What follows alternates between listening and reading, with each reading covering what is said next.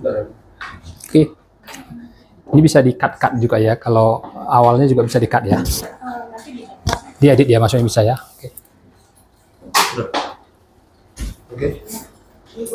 Oke, sudah? Baik, salam Bapak Ibu. Perkenalkan, nama saya Daniel. Saya dan istri saya Yolanda Desnarita Burustepu, kami berasal dari Medan. Sebelum kita mulai, kita berdoa dulu ya. Bapak, terima kasih buat kehadiran kami di tempat ini, dan terutama buat kehadiran-Mu Tuhan, karena Engkau sekalipun tidak pernah membiarkan dan meninggalkan kami. Tuhan, firman-Mu berkata, di mana 2-3 orang berkumpul dalam nama Yesus, Kau hadir, dan Kau senantiasa hadir dalam kehidupan kami, kemanapun kami berada. Karena kami adalah anak-Mu, karena kami orang yang percaya, dan Kau bersama-sama dengan kami. Syukur buat sore menjelang malam ini kami mau belajar tentang Raja dan Kerajaan Allah, Raja dan Kerajaan-Mu. Kami percaya mata rohani kami dibukakan, pengertian kami dibukakan. Di dalam nama Yesus disampaikan firman Tuhan merubah pikiran dan hati kami. Kesembuhan terjadi, mujizat terjadi saat ini di dalam nama Yesus. Terima kasih buat pengurapan-Mu atas hamba-Mu, atas kami semuanya. Di dalam nama Yesus kami berdoa. Semua kita berkata, amin. Tuhan Yesus memberkati. Pertama-tama terima kasih buat Ko Imam, kesempatan yang diberikan, dan Ibu Desi, makasih banyak. Seperti Bapak Ibu, saya percaya karena ini adalah DI level 3 pelajaran yang ke-6. Jadi level pertama, level kedua sudah selesai. Ini level ketiga sebenarnya ini yang paling luar biasa. Kenapa luar biasa? Karena murid Keris juga ada yang sudah level 2 belum mempelajari apa yang Bapak Ibu pelajari sekarang ini. Ya, ada CG Keris level 6 belum mempelajari level 3. Tapi Bapak Ibu yang tidak hadir di Keris mempelajarinya, itu luar biasa. Kenapa? Karena pelajaran Keris ini ada 3 level. Level pertama, kedua, ketiga, ini adalah mini daripada Keris. Jadi mininya Keris, jadi kita mempelajari permukaannya.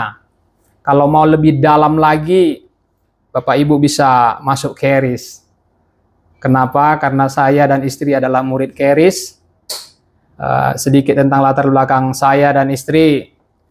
Saya hidup di gereja dari remaja. Sebelum menikah, saya sudah diutus buka gereja, merintis ke Provinsi Lampung. Merintis dari nol. Lalu pulang dari Lampung, menikah, 2 minggu setelah menikah, kami diutus lagi merintis gereja di Ambon. Lalu di Ambon kerusuhan, kita pulang ke kota Medan. 2 bulan atau sebulan lebih, lalu diutus lagi kami merintis gereja ke Jambi. Jadi 6 tahunlah kami merintis gereja di Jambi. Selama 6 tahun itu, 2017, Sekolah Alkitab Keris Bible College dibuka di Jakarta, di Indonesia dan di Jakarta. Dan selama 2 tahun, setahun saya pulang pergi dari Jambi ke Jakarta untuk ikut sekolah Keris. Dan saya lanjutkan lagi setahun lagi dari Medan, pulang pergi ke Jakarta untuk mengikuti Keris. Dan saya dengan Ko Imam adalah murid tahun pertama. Hampir 7 tahun ya Ko. 7 tahun, tapi seperti Yakub berkata saat dia meminang Ribka, apa dikatakan 7 tahun sama dengan 7 hari. Luar biasa apa yang kami peroleh di sekolah Alkitab. Seperti saya katakan tadi, ini adalah mininya Keris. Luar biasa. Jadi hari ini DI level 3 pelajaran yang ke-6. Judulnya Raja dan Kerajaannya. Sebenarnya orang kalau mengajarkan Raja dan Kerajaannya dikatakan kadang nggak suka yang mengajarkannya. Karena apa yang mau disampaikan? Raja dan Kerajaannya. Sebenarnya pelajaran Raja dan Kerajaannya ini adalah pelajaran yang paling luas. Yang nggak bisa kita pelajari hanya 50 menit, 40 menit di tempat ini. Karena raja dan kerajaan itu, raja kita adalah raja yang tidak terbatas. Kerajaannya, kerajaan yang tidak terbatas. Jadi ini pelajaran kita, raja dan kerajaannya. Bapak Ibu, puji Tuhan, terima kasih buat Bapak Ibu, kerendahan hatinya, waktunya, pengorbanan waktu, tentu kemarin juga butuh ongkos, dan lain sebagainya. Bapak Ibu merendahkan hati, puji Tuhan. Bapak Ibu datang dengan iman. Firman Tuhan berkata, segala sesuatu yang kamu lakukan berdasarkan iman, kalau tidak berdasarkan iman berdosa. Roma 14 ayat 23. Tapi Bapak Ibu datang kemari dengan iman, dan Tuhan menghargakan iman Bapak Ibu. Amin. Tuhan sangat menghargakan. Kenapa saya berkata begitu? Bapak Ibu berkorban waktu, tenaga, uang, padahal Bapak Ibu bisa istirahat atau ke mall. Tapi Bapak Ibu menghargakan firman Tuhan saat ini, waktu ini, lebih daripada keinginan Bapak Ibu. Ya, Tuhan menghargakan itu. Firman Tuhan berkata, jikalau kamu memberikan secangkir air putih saja kepada hambaku, kata Tuhan, itu tidak hilang upahnya. Bapak Ibu lebih sekarang datang kemari memberikan waktu lebih daripada secangkir air putih. Bapak Ibu memberikan kepada Tuhan. Itu luar biasa. Jadi Tuhan menghargakan iman Bapak Ibu. Jadi pelajaran ini, apa maksudnya raja dan kerajaannya? Raja dan kerajaannya. Tuhan adalah raja yang sempurna dan kerajaannya adalah kerajaan yang berada di atas segala raja di dunia ini. Di atas segala raja. Makanya dikatakan raja di atas segala raja. Tuhan memerintah dengan keadilan, kasih, dan kuasanya yang sempurna. Kita bisa melihat bagaimana kerajaan-kerajaan dunia memerintah dengan paksa. Bukan hanya kerajaan dunia, kita lihat di Alkitab di Perjanjian Lama bagaimana pengalaman raja-raja Israel. Hanya sedikit. Kalau dihitung dari 100%, mungkin 20% tidak ada raja Israel yang melakukan kehendak Tuhan. Nanti Bapak Ibu baca di Alkitab. Lebih banyak mereka memberontak terhadap Tuhan, melawan Tuhan. Itu kerajaan Israel yang di baliknya, di belakangnya ada Tuhan. Apalagi kerajaan dunia. Jadi Bapak Ibu, kerajaan sorga itu memerintah dengan keadilan. Tidak pernah salah. Dengan kasih. Makanya di dalam Roma 2 ayat 4 berkata, kebaikan Tuhanlah yang menuntun orang kepada pertobatan. Bukan murka.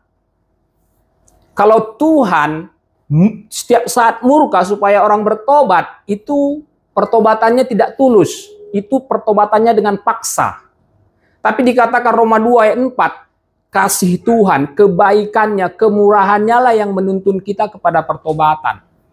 Makanya kerajaannya adalah keadilan, kasih, dan kuasanya yang sempurna. Sempurna. Jadi luar biasa. Saya bacakan di dalam 1 Tawarik 29 ayat 11-12. Ini ayatnya luar biasa ya. 1 Tawarik 29, 11, dan 12. Kalau Bapak Ibu bisa membukanya, silahkan. 1 Tawarik 29 ayat 11 dan 12. Ya Tuhan, punyamulah kebesaran dan kejayaan, kehormatan, kemasyuran, dan keagungan. Ya, segala-galanya yang ada di langit dan di bumi. Ya Tuhan, punyamulah kerajaan, dan Engkau yang tertinggi itu melebihi segala-galanya sebagai kepala. Sebab kekayaan dan kemuliaan berasal daripadamu, dan Engkaulah yang berkuasa atas segala-galanya. Dalam tanganmulah kekuatan dan kejayaan. Dalam tanganmulah kuasa membesarkan dan mengokohkan segala-galanya. Bayangkan Bapak Ibu, kalau berbicara tentang kerajaan Allah itu salah satu adalah berbicara tentang kerendahan hati. Dan itu Tuhan tidak hanya tuntut kepada kita untuk rendah hati. Karena berkat Tuhan itu mengalir kepada tempat yang rendah, artinya rendah hati. Permulaan kehancuran, Amsal berkata, kesombongan, keangkuhan adalah permulaan kehancuran. Sombong, hancur. Tapi Tuhan tidak hanya menuntut kita untuk rendah hati. Dia sendiri mempraktekkan dan melakukan. Dia raja segala raja. Firman Tuhan berkata, dia merendahkan dirinya dan mengambil rupa seorang hamba. Bayangkan seorang hamba. Dia pencipta kita. Dia mengambil rupa seorang hamba. Dan dia mati di kayu salib demi kita. Bayangkan di mana lagi kita mendapatkan kerendahan hati yang seperti itu. Kalau Tuhan yang kita kenal yang lain, terkadang dia datang dengan kehebatannya, kelihatan rendah hati. Tuhan luar biasa. Dia datang ke bumi bukan datang di istana Herodes atau di istana Kaisar. Dia datang kepada orang yang memiliki iman. Yusuf dan Maria. Dan dilahirkan di kandang domba. Bayangkan Tuhan. Tuhan di atas segala Tuhan. Raja di atas segala raja, bayangkan. Kalau kita, Bapak Ibu, kalau saya tadi raja, mungkin Tuhan, saya akan menunjukkan setelah bangkit saya dari kematian, saya akan menunjukkan, lihat Herodes, saya sudah bangkit supaya kamu percaya. Dia tidak melakukannya. Kenapa? Karena dia tidak bertindak dia bertindak hanya berdasarkan iman. Waktu dia bangkit dari kematian, dia menunjukkan pertama sekali kepada siapa? Kepada penggembala domba. Luar biasa. Nggak ada ditunjukkannya dirinya kepada Herodes atau kepada Pilatus yang menyalibkan dia. Lihatlah Pilatus, kau bilang, kamu kan kenapa kamu nggak percaya kepada aku? Ini aku bangkit dari kematian. Bisa aja kan? Tapi dia menunjukkan kerendahan hatinya. Tidak menunjukkan hebatnya dia. Itulah yang teladan kita. Makanya di Matius, kalau nggak salah Matius 28 ayat 11 dikatakan, belajarlah kepada aku karena aku lemah lembut dan rendah hati. Jadi kita perlu belajar. Jadi Bapak Ibu, ini pelajaran ini sangat menarik. Nanti kalau kita udah paham pelajaran ini, doa kita juga berubah. Ya, doa kita juga berubah. Markus 10 ayat 42 sampai 45 berkata, tetapi Yesus memanggil mereka lalu berkata, kamu tahu bahwa mereka yang disebut pemerintah bangsa-bangsa memerintah rakyatnya dengan tangan besi. Ini yang dilakukan pemerintahan atau raja-raja dunia dengan tangan besi. Sedikit aja kalau kita kelihatan memberontak langsung dihukum atau dibunuh. Dengan tangan besi dan pembesar-pembesarnya menjalankan kuasanya dengan keras atas mereka. Tidaklah demikian di antara kamu. Barang siapa ingin menjadi besar di antara kamu, hendaklah ia menjadi pelayanmu. Dan barang siapa ingin menjadi yang terkemuka di antara kamu, hendaklah ia menjadi hamba untuk semuanya. Karena anak manusia yaitu Yesus juga datang bukan untuk dilayani, melainkan untuk melayani dan untuk memberikan nyawanya menjadi tebusan bagi banyak orang.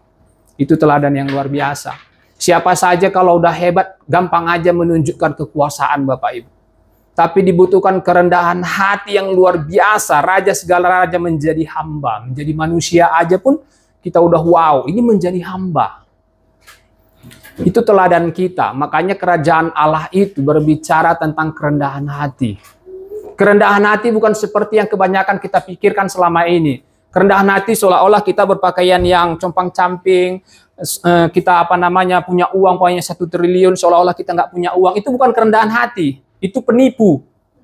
Ya, firman Tuhan berkata di Amsal, orang kaya berpura-pura menjadi miskin, orang miskin menjadi kaya. Itu sama-sama pembohong. Bapak Ibu, sama-sama pembohong. Kerendahan hati yang dimaksud di sini adalah kebergantungan kita kepada Tuhan. Bergantung kepada Tuhan. Tuhan, saya memang punya pengetahuan, saya memang punya pendidikan Tuhan. Saya punya pengalaman, menghasilkan uang gampang saja satu bulan bagi saya 1 tahun, gampang aja miliaran Tuhan. Tapi Tuhan, saya bergantung kepadamu, bukan oleh kuat, bukan oleh gagah saya, tapi karena kuasa-Mu. Maka Bapak Ibu, gampang aja berkat itu berlipat ganda. Kebergantungan. Kalau guru kita, Andrew Wommack, yang mengajarkan pelajaran ini berkata begini, saat kita dalam kesusahan, gampang kita berseru kepada Tuhan. Tuhan, tolong Tuhan, bantu saya Tuhan. Tapi tahu Bapak Ibu, pencobaan yang paling utama itu, pencobaan yang paling besar itu di mana? Di saat kita berada di puncak kesuksesan. Itu pencobaan yang paling besar. Karena apa? Kita bisa lebih bergantung kepada prestasi atau keberhasilan yang kita hasilkan. Tanpa bergantung lagi kepada Tuhan. Makanya kerendahan hati itu bukan soal kaya atau miskin. Disebut kaya baru sombong, bukan. Orang miskin pun Bapak Ibu banyak yang lebih sombong dari orang kaya. Iya. Kerendahan hati adalah kebergantungan kepada Tuhan. Semuanya karena Tuhan. Berapalah umur kita? 80? Dikira 100 tahun umur kita di dunia ini. Firman Tuhan berkata 1000 tahun itu cuma 1 hari kurasa, kata Tuhan. 1000 tahun cuma 1 hari loh. Apalagi 100 tahun. Hitunglah, 1000 tahun aja cuma 1 hari. Kalikan, berapa jam cuma kita hidup rasa Tuhan. Jangan karena hanya 100 tahun yang 1 jam sekian, 1 jam 20 menit rasa Tuhan, kita mengorbankan kehidupan yang selama-lamanya di sorga. Ya, padahal kita memiliki waktu menerima kerajaan Allah, kerajaan sorga. Apa artinya menerima kerajaan Allah? Nanti kita baca, ini luar biasa. Di sini dikatakan ya, memang akan ada kerajaan fisik di masa depan yang akan memerintah di bumi ini. Namun orang-orang percaya saat ini berada dalam kerajaan anak Allah yang terkasih. Kerajaan Allah sudah menjadi kenyataan masa kini di hati anak-anak Tuhan. Kenapa? Makanya kalau ada doa berkata, Tuhan datanglah kerajaanmu, jadilah kehendakmu di bumi dan di sorga, itu belum paham tentang kerajaan Allah. Kita masih berdoa datang kerajaan, padahal kerajaan Tuhan sudah datang 2000 tahun yang lalu. Dan Bapak Ibu, saat Bapak Ibu sudah menerima dia secara pribadi, Roma 10 ayat 9-10 berkata, jika kamu percaya dalam hatimu dan mengaku dengan mulutmu bahwa Yesus adalah Tuhan, maka kamu diselamatkan. Artinya kamu lahir baru. Pada saat kita percaya menerima Yesus secara pribadi, kerajaan Allah itu sudah ada di dalam kita. Bagaimana? Orang rajanya aja ada di dalam kita. Ya kan? Kerajaannya bersama-sama dengan kita, di dalam kita. Jadi salah kalau kita, bukan soal salahnya lah. Kurang tepat kalau kita berdoa, datanglah kerajaanmu terus. Seperti doa Bapa kami ya, datanglah kerajaanmu setiap minggu kita ulang-ulang. Nggak tepat. Karena kerajaan itu sudah ada di dalam orang percaya. Jadi di dalam Kolose 1 ayat 13 berkata, Kolose 1 ayat 13 ayat ini luar biasa supaya kita paham ya bahwasanya kita ini ada dalam kerajaan Allah. Kolose 1 ayat 13 berkata, Ia telah melepaskan kita dari kuasa kegelapan dan memindahkan kita ke dalam kerajaan anaknya yang kekasih. Wow, ayat ini luar biasa. Dia memindahkan kita dari kerajaan kegelapan kepada kerajaan anaknya yang kekasih. Jadi kita sudah berada di dalam kerajaan. Supaya kita paham Bapak Ibu, kita ini adalah anak-anak raja. Anak raja segala raja. Makanya dikatakan dalam Yohanes 1 ayat 12, dia memberi kuasa kepada orang yang percaya kepadanya. Yang menerima dia diberinya kuasa menjadi anak-anak Allah. Jadi kita sebenarnya berkuasa. Berkuasa atas apa? Bukan atas dunia fisik ini. Berkuasa atas setan. Kalau setan mau memberi sesuatu yang negatif, penyakit, kemiskinan, kita berkuasa untuk menolaknya dalam hidup kita. Karena kita punya kuasa di dalam nama Yesus. Jadi sebagai anak raja, saudara berkuasa. Jangan lagi minta raja melakukan apa yang Bapak Ibu raja suruh lakukan. Gitu. Markus 11 ayat 22, 23, 24 berkata, berkatalah kepada gunung ini, percayalah kepada Allah. Ayat 22, percayalah kepada Allah. Aku berkata kepadamu, jikalau kamu berkata kepada gunung ini, beranjak dan tercampak ke dalam laut, asal tidak bimbang hati kamu, maka apa yang kamu katakan itu akan terjadi. Kalau ada gunung masalah, jangan katakan gunungnya kepada Tuhan. Katakan kepada masalah itu tentang gunung, katakan kepada gunung ini tentang besarnya Tuhan. Perintahkan gunung itu. Contoh kalau kanker ada dalam tubuh saudara, saya percaya tidak ada, semua mati dalam nama Yesus. Amin. Kalau ada kanker atau tumor, jangan berkata sembuhkan aku Tuhan. Siapa saudara bisa memerintahkan Tuhan? Ayo. Kita nggak bisa memerintahkan Tuhan. Banyak orang Kristen menyuruh-nyuruh Tuhan. Berkati aku Tuhan, sembuhkan aku Tuhan. Nampaknya rendah hati kan? Itu bukan kerendahan hati. Itu doa yang nggak kurang tepat. Tuhan bilang, kamu berkata kepada masalah kamu. Aku sudah berikan kuasa. Yohanes 1 ayat 12. Lalu apa yang kita katakan kepada tumor itu? Berkata kepada tumor itu. Tumor itu bisa mendengarkan perkataan kita. Kenapa? Karena Markus 11 dikatakan di sana waktu Tuhan mengutuk pohon ara itu, dia bukan berkata, dia langsung berkata kepada pohon ara itu, pohon ara, tidak seorang pun yang akan makan buahmu lagi. Langsung.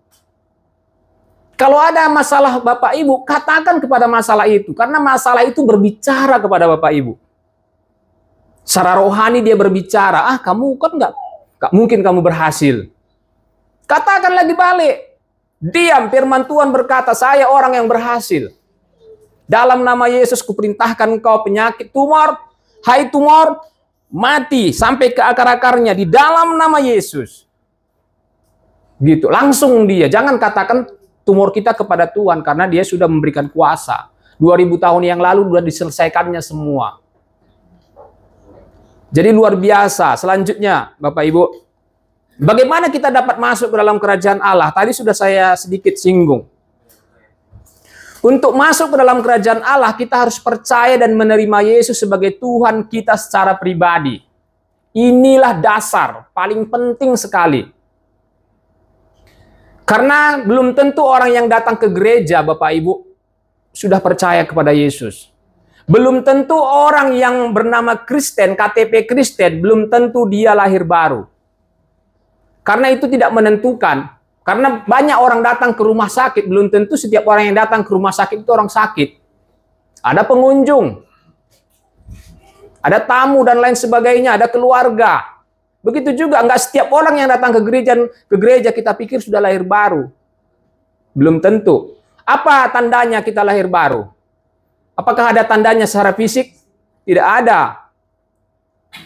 Dikatakan di dalam Roma 10 ayat 9-10 dikatakan tadi saya sudah bacakan, sebab jika kamu mengaku dengan mulutmu, nggak cukup hanya percaya dalam hati, mengaku dengan mulut bahwa Yesus adalah Tuhan dan percaya dalam hatimu bahwa Allah telah membangkitkan dia dari antara orang mati, maka kamu akan diselamatkan.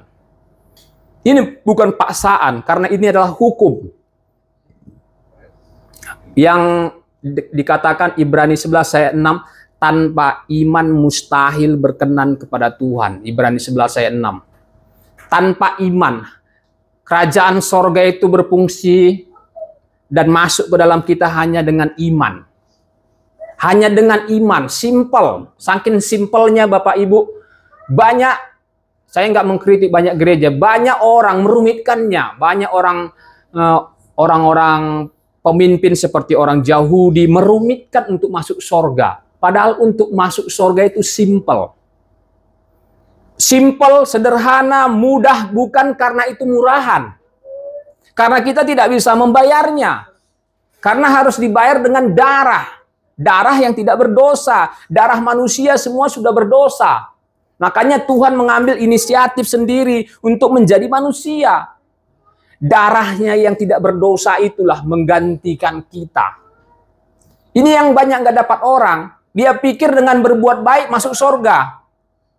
Firman Tuhan berkata, kebaikan kita itu seperti kain lapuk. Nggak ada artinya kebaikan. Kebaikan kita itu untuk sesama kita, keluarga, itu bagus. Tapi di hadapan Tuhan, kebaikan manusia itu seperti kain lapuk. Kain lapuk apa artinya? Nggak ada artinya. Makanya dibutuhkan iman. Makanya Yesus sebagai Tuhan menjadi manusia, umur 33 tahun dia disalibkan, supaya dengan kematiannya dia dikuburkan, pada hari yang ketiga bangkit dan naik ke sorga untuk pembenaran kita. Barang siapa yang percaya kepadanya, menerima dia secara pribadi, beroleh hidup yang kekal. Hidup bersama dia, bukan hidup di neraka. Karena kehidupan itu kekal juga. Kalau di neraka kekal juga, tapi dihukum selama-lamanya. Jadi hanya Yesus jalan. Nggak ada lagi jalan yang lain masuk ke sorga, Bapak Ibu. Bukan agama. Semua agama di dunia ini mengajarkan kebaikan, ya. Tapi tadi sudah kita tahu kebaikan manusia itu seperti kain lapuk. Jadi dikatakan Yohanes 3 ayat 3, Yesus menjawab katanya. Ini ceritanya tentang Yohanes 3 ayat 3 ini, bagaimana Yesus bertemu dengan seorang guru agama. Orang Israel, orang Yahudi. Bayangkan guru agama. Dikatakan sekarang bisa seorang pendeta. Yesus menjawab katanya, aku berkata kepadamu, sesungguhnya jika seseorang tidak dilahirkan kembali, ia tidak dapat melihat kerajaan Allah. Tadi judulnya adalah kerajaan Allah. Siapa yang mau berada dalam kerajaan Allah dan melihat kerajaan Allah, terima rajanya. Siapa rajanya? Yesus. Jadi waktu Bapak Ibu setelah menerima Yesus secara pribadi, Bapak Ibu berada di dalam kerajaan Allah. Jadi doanya jangan lagi doa, Tuhan datanglah kerajaanmu. Jadilah kehendakmu di bumi seperti di surga. Kurang tepat doanya. Karena kerajaan Allah sudah ada di dalam saya dan dalam Bapak Ibu yang percaya kepada Dia. Jadi kehidupan kekristenan itu sebenarnya sederhana. Simple. Terkadang kita memakai kerumitan di dalam pikiran kita, susah kali ya, susah kali. Nggak susah Bapak Ibu. Hanya dibutuhkan iman. Dan iman itu sederhana. Lalu cara kerja kerajaan Allah. Bagaimana cara kerja kerajaan Allah? Cara kerja kerajaan Allah beda dengan kerajaan-kerajaan dunia. Tadi sudah saya ingatkan Bapak Ibu. Yang pertama, Tuhan yang memerintah. Memerintah dengan sempurna, penuh kuasa dan hikmat untuk memerintah dan mengatur segala sesuatu sesuai dengan kehendaknya yang baik dan sempurna. Itu Tuhan. Tidak ada sedikit pun kesalahan. Itu Tuhan kita. Yang kedua, cara kerja kerajaan Allah, penerapan firman Tuhan. Makanya Bapak Ibu kemari mau mendengarkan firman Tuhan, Bapak Ibu melakukannya dengan iman. Iman timbul dari pendengaran, dan pendengaran akan firman Tuhan. Pengertian mata rohani Bapak Ibu akan dibukakan terus-menerus. Dari level 1 ke level yang ini ke level berikutnya. Kita akan bertumbuh bersama-sama mengenal Tuhan. Kehidupan kekristenan itu hanya seputar, perhatikan. Kehidupan kekristenan itu hanya seputar pembaharuan pikiran. Kehidupan kekristenan itu adalah menyelaraskan pikiran kita dengan Alkitab, dengan firman Tuhan. Itu kehidupan kekristenan. Roma 12 ayat 2 berkata, janganlah kamu serupa dengan dunia ini, tapi berubahlah oleh cara berpikirmu. Jadi nggak susah, hanya cara berpikir kita ini kita ubah. Itulah seputar kehidupan kekristenan. Bukan membayar harganya. Saudara harus puasa 10 hari. Saudara harus puasa 40 hari supaya mendapatkan urapan. Tidak, puasa penting, tapi motivasi dari puasa itu yang paling penting. Amin? Nah, yang selanjutnya, yang kedua tadi, cara kerja kerajaan Allah. Firman Allah menjadi hukum dan panduan utama, firman Tuhan. Firman Tuhan membimbing dan mengarahkan setiap aspek kehidupan. Makanya Bapak Ibu, saya sangat menghargakan firman Tuhan. Sampai sekarang saya terus masih belajar. Saya nggak tahu semua isi Alkitab dari Kejadian sampai Wahyu. Karena sampai mati nanti saya tidak akan paham semuanya. Tapi sedapat-dapatnya ada kerinduan. Mazmur 1 ayat 1 sampai 3 dikatakan di sana, yang kesukaannya ialah firman Tuhan. Biar menjadi kesukaan kita firman Tuhan. Tapi begini Bapak Ibu. Banyak orang pengen atau suka firman Tuhan, tapi terjebak lama di dalam doktrin yang tidak tepat, pengajaran yang tidak tepat. Maksudnya bagaimana? Saya lama seperti itu. Saya diajari dulu bahwasanya untuk layak di hadapan Tuhan, kamu harus melakukan langkah pertama, langkah kedua, langkah ketiga, langkah keempat, dan seterusnya supaya kamu layak. Padahal kekristenan berbicara bukan seperti itu. Kita melakukan langkah pertama, langkah kedua, langkah ketiga, dan seterusnya bukan supaya layak. Tapi karena kita sudah layak dan berkenanlah, maka kita bisa melakukan ini semua. Jangan terbalik. Jangan lakukan ini semua untuk berkenan. Kalau itu Bapak Ibu tidak tahu jati diri Bapak Ibu. Jati diri kita adalah orang yang berkenan, orang yang kudus. Walaupun tadi Bapak Ibu berdosa. Kalau bercerita tentang dosa, Roma 14 ayat 23 berkata, jikalau kamu melakukan segala sesuatu tidak berdasarkan iman, sudah berdosa. Yakobus, kalau nggak salah, Yakobus berkata, Yakobus 4 ayat 17, jikalau kamu tahu berbuat baik tidak lakukan, sudah berdosa. Siapa yang saya gagal? Tapi saya orang berkenan, walaupun saya gagal tadi. Itu bedanya kekristenan. Walaupun tadi saya berdosa, padahal saya lahir baru sudah 30 tahun yang lalu, lebih. Tapi walaupun saya tadi gagal, saya tetap berkenan.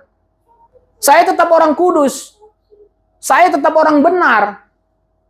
Walaupun saya gagal tadi. Itu uniknya kekristenan Bapak Ibu. Karena apa? Kekudusan, berkenannya saya, benarnya saya bukan didasarkan pada apa yang saya lakukan, tapi pada apa yang Yesus telah lakukan. Makanya Yesus telah mati, dikatakan 1 Yohanes 2 ayat 2, Yesus telah mati untuk dosa seluruh dunia. Bukan hanya untuk dosa orang Kristen. Ini perlu saya perjelas Bapak Ibu. Yesus mati buat dosa orang seluruh dunia. Artinya apa? Bapak Ibu yang belum punya cucu atau cicit, walaupun Bapak Ibu sudah percaya kepada Tuhan Yesus, cicit Bapak Ibu tidak otomatis akan masuk surga, walaupun Bapak Ibu orang Kristen. Dalam artian begini, cicit Bapak Ibu sudah dibayar Tuhan Yesus 2000 tahun yang lalu, dosanya sudah ditanggung, padahal cicit kita belum ada. Di mana Bapak Ibu waktu Yesus menanggung dosa dunia? Belum ada ya. Itu 2000 tahun yang lalu. Tapi dikatakan sudah selesai, sudah kutanggung semua. Artinya apa? Dosa saya, dosa Bapak Ibu yang lalu, yang sekarang, dan yang akan datang sudah dibayar di kayu salib.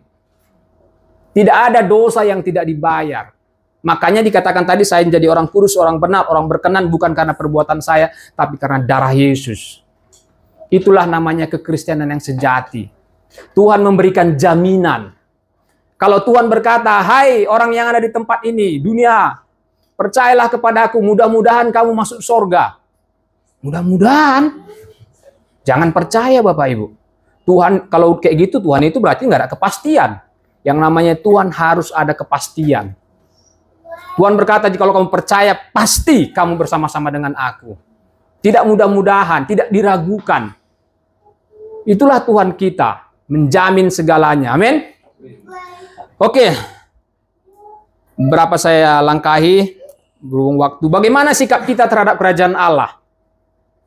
Sikap kita seharusnya terhadap kerajaan Allah adalah rendah hati. Tadi sudah saya singgung. Rendah hati, patuh, dan bergantung sepenuhnya terhadap Tuhan.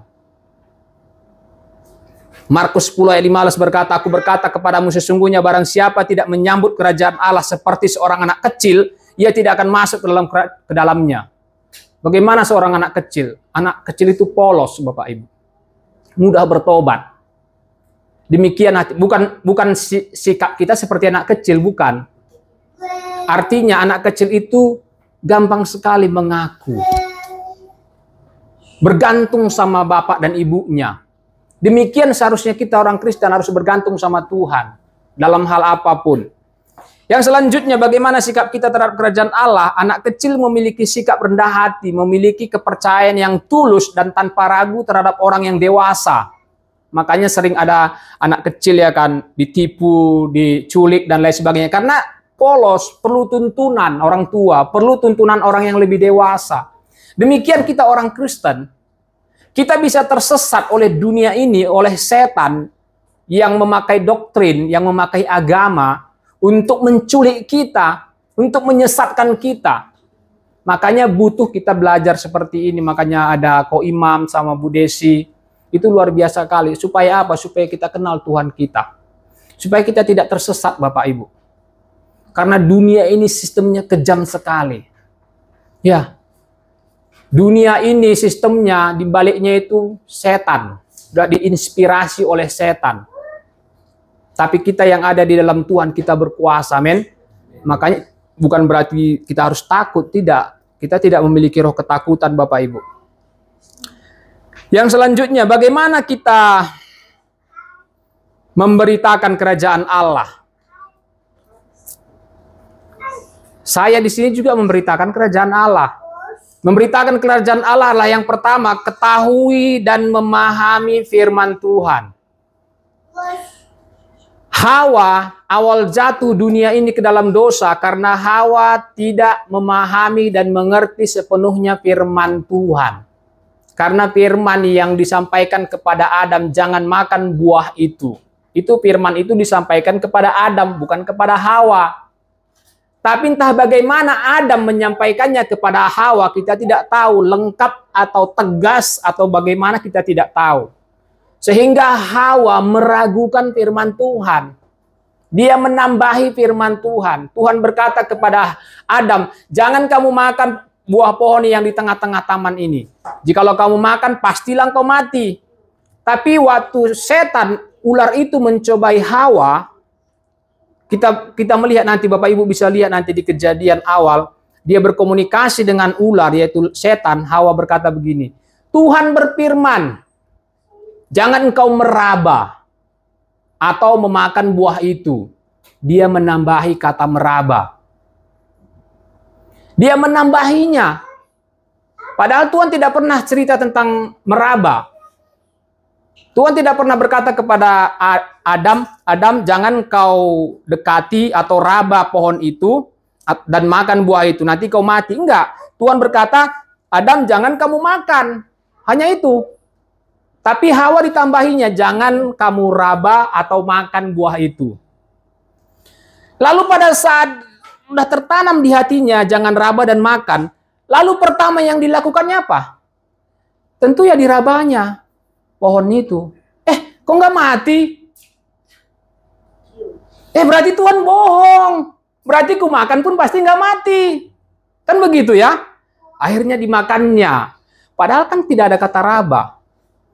Cara setan juga seperti itu sekarang. Dia memutarbalikkan firman Tuhan. Makanya Tuhan Yesus juga dicobai 3 kali pakai firman Tuhan. Tapi firman itu dipelintir. Perhatikan nanti. Setan mencobai Tuhan Yesus pakai firman. Sampai sekarang juga orang Kristen dicobai pakai ayat firman Tuhan. Jadi jangan berpikir setiap orang yang pakai kalung tanda salib rohani. Ya, bukan berarti kita harus menuduh-nuduh orang. Makanya penting sekali Bapak Ibu mendapatkan pengajaran yang benar. Saya lama kali terjebak di pengajaran, walaupun ya itu menjadi batu loncatan bagi saya, Bapak Ibu. Puji Tuhan saya ada sekarang, saya belajar di Charis Bible College di Jakarta ini. Jadi Bapak Ibu, setan memakai firman Tuhan, tapi firman Tuhan itu dikurangi atau ditambahi. Yang kedua, bagaimana kita memberitakan kerajaan Allah? Hidup sebagai contoh, teladan. Dikatakan 1 Timotius 4:12, bagaimana Paulus berkata kepada Timotius, jadilah teladan dalam perkataanmu, dalam tingkah lakumu, dalam sikapmu, dalam ucapanmu, dan lain sebagainya. Jadi teladan. Itu semua bisa kita menjadi teladan kalau kita sadar siapa diri kita. Kalau kita tahu siapa diri kita. Bukan berusaha mendapatkan sesuatu yang belum diberikan Tuhan. Yang kedua, bagaimana kita memberitakan kerajaan Allah? Berbagi pengalaman dan kesaksian pribadi. Ceritakan kesaksian Bapak Ibu kalau Bapak Ibu sudah mendapatkan kesembuhan, mendapatkan damai sejahtera yang melimpah. Ceritakan pada orang lain. Bapak Ibu ada kemari juga mungkin karena kesaksian orang. Mungkin karena orang lain bercerita. Saya juga seperti itu, karena orang bersaksi kepada saya lah, makanya saya tahu tentang Tuhan. Makanya Paulus berkata dalam Filipi 3:10, yang ku kehendaki ialah mengenal Dia. Wah, itu luar biasa. Padahal Paulus itu orang hebat, tapi yang ku kehendaki ialah mengenal Dia. Yang selanjutnya, bagaimana kita memberitakan kerajaan Allah? Memperkenalkan Yesus kepada orang lain, berdoa untuk orang lain, menjadi bagian dalam pelayanan, mungkin pelayanan komunitas atau gereja, tapi gereja yang dimana Tuhan tuntun Bapak Ibu. Dimana tanya Tuhan, Tuhan, kemana saya harus ke gereja?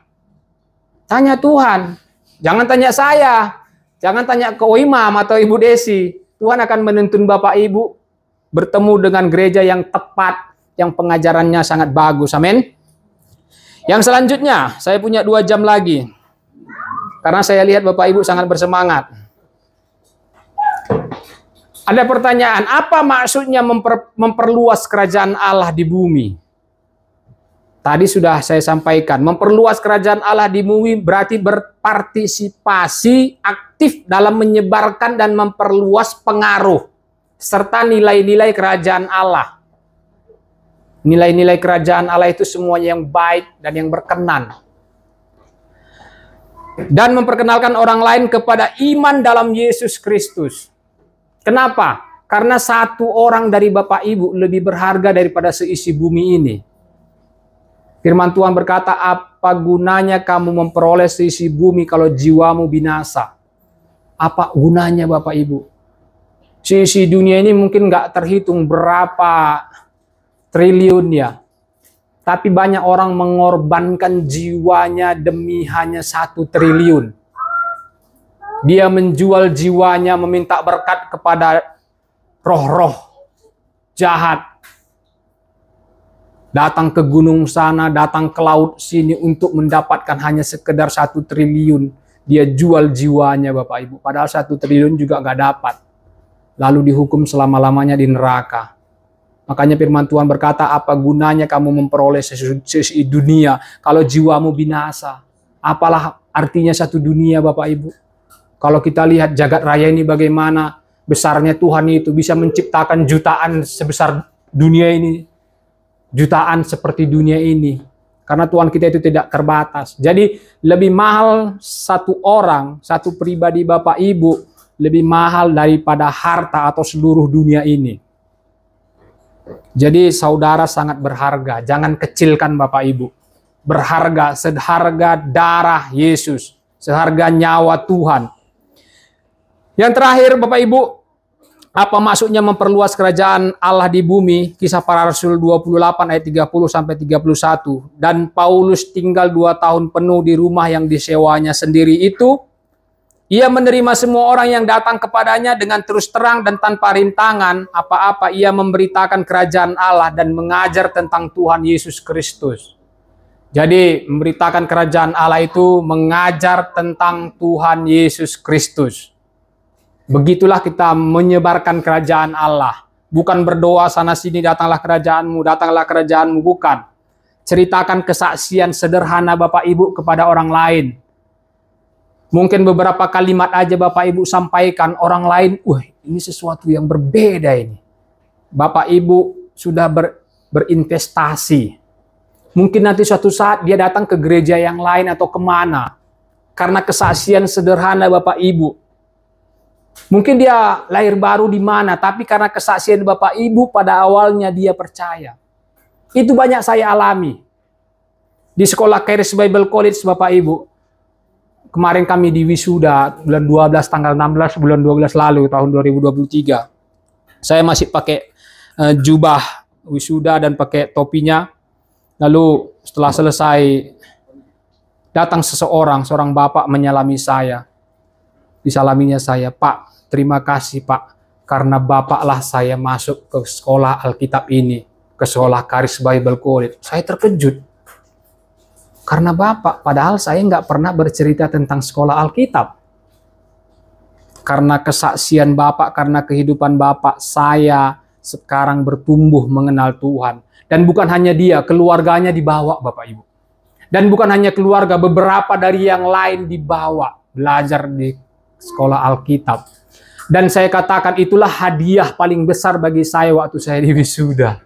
Betapa berharganya. Kenapa enggak sebelum-sebelumnya padahal dia sudah beberapa tahun datang sekolah Alkitab, dia enggak cerita. Demikian kehidupan kita disaksikan banyak orang. Dari cara berbicara kita, orang bisa diberkati.